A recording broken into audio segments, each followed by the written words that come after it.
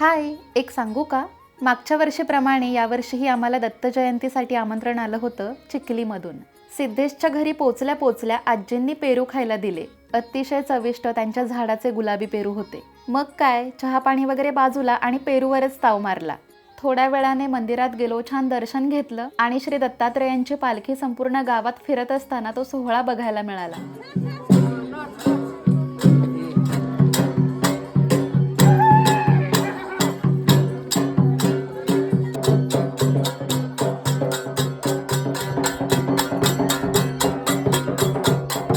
अशा प्रकारे ही पालखी अगदी उत्साहात वाजत गाजत पूर्ण गावात फिरवली जाते आणि मग मंदिरात आणली जाते.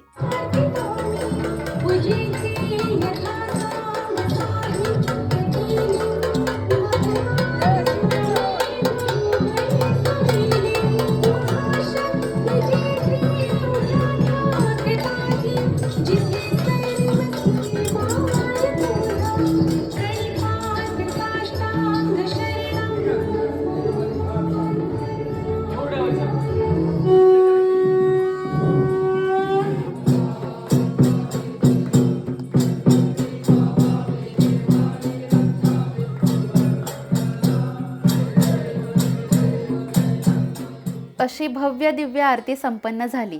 यावेळी गावातील प्रत्येक व्यक्ती मंदिराच्या परिसरात उपस्थित होती आणि त्यानंतर आम्ही सगळ्यांनी या महाप्रसादाचा आस्वाद घेतला.